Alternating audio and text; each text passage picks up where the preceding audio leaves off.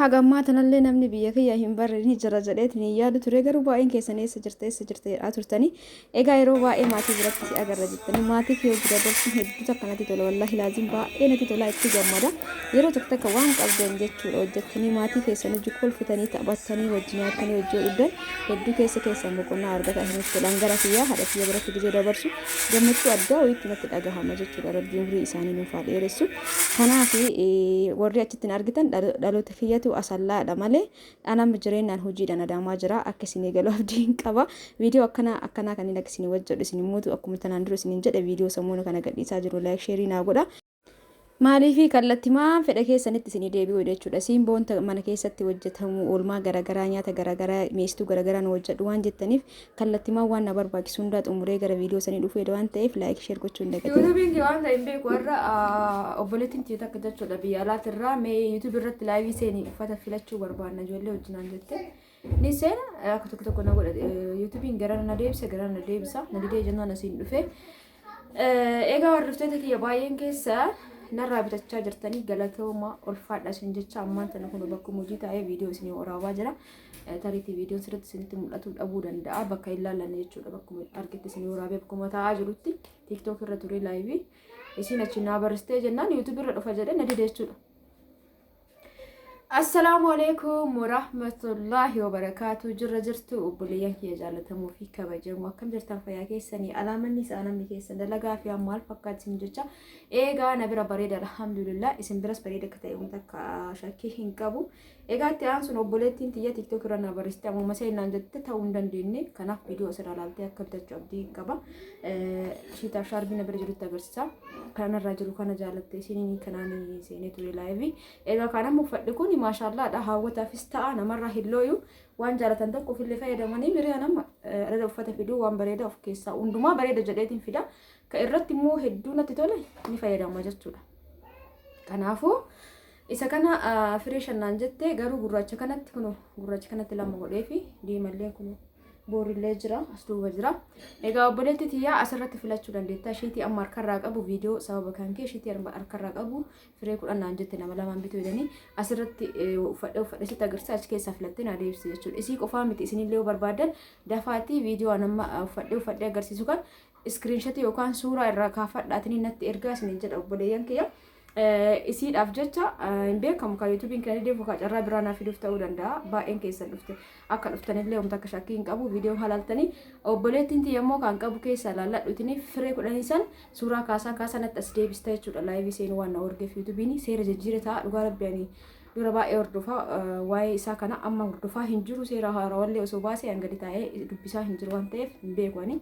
Laayivii kama duraan seenuu na dide nama doolaara siiguun na seenii nan jeefaatu jira laayivii garuu na jechuudha yuutuubiin limitidii isaa eegeen seenii natti fakkaata hundumaafuu haasaa isinitti hin baay'isu viidiyoo laalaa kan maal taatan uummata qartii uummata jaalalaa uummata kabajaa hedduun isin jaalaa viidiyoo keenya laalaa laayikii xiqqoo hin dagatina harka akkana jirtu sana agartee isin bagadii xuxxan jechuudha koomentii immoo seentanii waan isinitti barreessitan isinii galaan obboleeyyan kiyya warri jajjabeessan yaadaan humnaan jechuun waan qabdanii narraa waan tokko bitattanii maatii keessanii ergitan anaafillee jajjabinni anaafillee haamileedha maatii keessanii dhufillee egaa gammachuudha jechuudha. Kanaaf warri na cinaa jirtan hundumaafuu galatoomaa isin jecha amma kallattimaan shiitiiwwan kanneen gafuudhe firee 10 isin jettisan viidiyoo godha isinillee achi keessa laallattanii natti ergachuu dandeettan dabiliin jiraatu mala waan ta'eef jechuudha. Kanaafuu turtii gaarii waliin qabaadha wajjumaan alaallu. Egaa hordoftoota kiyya dursarratti ka ofirraa qabu kana lama diimaa kanallee lama booroo kanallee lama naan jettee jirti kunu simpili isinitti agarsiisee jira kunu inni kunniin kanan saabatee jira baay'een keessanillee barbaaddan fudhachuu dandeettanii baay'ee namatti tola ofii keessaniifillee bareeda jechuudha shaarmiin isallee bal'aa namatti illee uffaatu qalallee jedha namarrallee loo shiitiin isallee bareeda kuni kan himaan raawwate itti aansuun firee 10 qabu kanniin waraabee gad isin dhiisa jechuudha isinillee achummaa laallatu dandeettanii gisee takka fuudhee uffadhaa isinitti agarsiisa sagalee. Oh maashaallah tabarakallah hordoftoota kiyyaa namni kana carroomee fudhate maashaallah isinin jaalalaami shaarbii isallee bakka maashaallah tabarakallah lala. Oh shaarbiiwwan tun baay'ee jabina qabdi bal'inallee qabdi hawwataafillee ni taate shiitiin isillee waaw firee sadiitu na harka jira obboleettiin tiyya kana keessaa filachuu dandeetti filatuu dhabuu dandeetti isillee yoo filatte firee 3 jira jechuudha ka ofirraa qabu kana malee kan hojii firee sadiitu jira. Maashaallah kun agartanii gatii salphaadhaan diriyaa yeroo ammaa kana qarshii 20 jira. Diriyaan shiitaa kunniin shaarbii isaa ni beektan hundi keessanuu shaarbiiwwan kunniin shaarbii Dubaay irraa galanii maashaallah artanii kanaaf daftanii irraa fudhachuu dandeettani jechuudha. Baay'een keessan immootu isinii fida inshaallah keessan nagaafataa jirtan warra irraa galtan ka Dubaay isin illee nu galchi jettanii hangalchuu dhabee osoo hin taane sun gatiin isaa diqqoo qaalii waan ta'eef osoo isin ajajjanii isinii fide natti tola jechuudha. Bakka kana fidusan sunillee ima jira gatiin qaalii waan ta'eef baay'inaan kana ka fidu biyya keessa namni jiru amma yeroo ammaa kana kanatti deebi'ee jira jechuudha. Gatiin sallee diqqoo waan ta'eef kana fayyadama. Kanaaf yeroo baay'ee kana galcha kun waaw maashaallah tokko isa kana ammallee turtii bareedana waliin qabaadha. Obboleettiin dhiyeessuun ka akkana kana ka qarshii 3,000 kan fireeshan ka qarshii 500 jettu sanillee viidiyoo raayuu waan naan jetteef isinillee asumaan laaladha. Ka gatiin isinii rakkasaa barbaadan ka qarshii 500 muraasni na bira ni jira amma ni fudhattan waan ta'eef laaladha. Qaama jalqaba rufataadha kun qarshii 3,300 jechuudha irratti kun tokko kana. Maashaallah hordoftoota kiyyaa kun maal eegaltan koo isin shiitiin irraa kun hundi isaatu nama ajaa'ibu hedduu nama hawwatu. Shiitiif shaarbii tana gisee jalqabaa isaa fidee jira. Tun diqqoo halluun isinii bareeddi keessa jechuudha. Maashaallah laala. Dafaatiin suuraa natti erga WhatsApp irratti jechuudha. Egaa dhumeen boodoo natti ergitanillee uummata akka godhuu hin danda'u. Deebi'ee fiduu dhabuu isaa hin beeku yoo jiraate malee yoo hin jiraatiin ka jijjiirama dhufa waan ta'eef ammallee shiitii kuni isii lammaffaa tana tokko haga 5,300 isin jira. Kasan duubaan dhufu immoo ka qarshii 500 illee ni jira. Haga dhumaa yoo teettanii ilaaltan namoonni jaallattan keessaa natti erga waan akkam jaalladhee maashaallah. Argitanii haga lukaa arguu baattan illee haga yoo isinitti mul'ate gahaadha jedhati yaada. Kunoo sadaffaan kun bittinii waan ta'eef ofirratti qabee hordoftoota kiyyaa bittiniidha. Shaarbiin isaanii hundi kwaalitiidha. Shiitilleen akkasuma shiitii babbareeda shiitii nagara jiru gabaabbatuu miti. Namoonni narraa bitattan yoo isin jalaa gabaabbatee jiraate naa barreessaa isin jaa kamaatii keessaniif illee ergitan kun amma bittiniidha. Cinaa bittinii godhu waan naan jetteef maashaallah hundi isaatu waan filatamu hin qabu hedduu mimmiidhagaa. Argitanii sadaffaan kana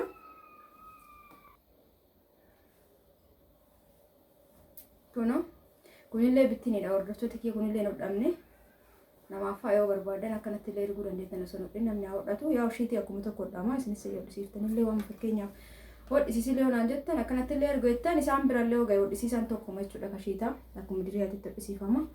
Hunduu ni babbareedu dhugaa rabbii maashaallah tabaarakallaa kunoo maashaallah tabaarakallaa gadhumaa isinitti geesse. Kunoo 5,500 isin jee ture 5,600 kunniini maashaallah akkam bareedu shiitiinis. Shaarbileen kun isinitti hodhu kana hin beeku. Xarafarraa inni qaba. Furdaadha. Hawwataaf illee ni xaabbaadha jechuudha. Hedduu akka furdaadha. Laala maashaallah tabaarakallaa. Kunniin qarshii 1,600 shaarbii isaa laalaa gini gahu. Baay'iseef bal'aadha. Furdinallee qaba hordoftoota kiyyaa akkana jira kunu bifa garaagaraatiin jira. Shaarbiiwwan kanneen hojii yoo ta'e 600 500 ture amma 600 galee kunniin irra deebiidhaan ka argadhe fideera kan immoo duraanii hin taane immoo kan bira fide hundaafuu filachuu dandeettan asirraa kaastanii ka 600 kunniin.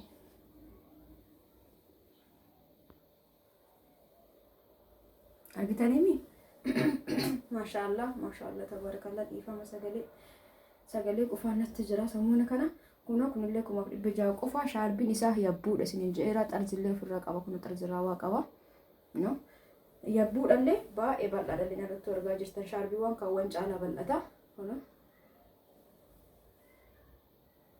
Egaa jidduumaan irratti bilbilame hordoftoota kiyya guutuu isaa uffatuu hin dandeenye kaasii achi jiru lafatti isinitti agarsiisaa. Meeshaawwan namatti kennuu eda safaruma jechuudha. Nama adamama keessa ta'een irraa bite itti kennuuf gadi ba'uu edaa kunoo adiin kunis maashaallah tabaarakallaa gatiin salphaatii kunniin namoonni barbaadan kara keessatti natti ergaa. Egaa viidiyoon kee karraa kanumaan xumurameeti jira hordoftoota kiyya. Laayik sheer gochuu hin dagatinaa. Kaafee immoo lafatti itti agarsiisa obboleettii tiyya jechuudha. Keessaa filattuu dandeettan isinillee. Egaa hundi keessanuu oolmaa kayrii keessanaa oolaa ulfaadhaa galatooma isinin jecha viidiyoo kiyya geessee jira. Karaa WhatsAppitiin koottaa lakkoofsi kiyya meeti lakkoofsi kiyya warri jettan gara afoosan lakkoofsi kiyya jira viidiyoo godhuma ilaaltan achirraa lakkoofsi fudhattanii karaa WhatsAppitiin dhuftan jechuudha. Hundi keessanuu galatooma ulfaadhaa waraabulaa baay'ee.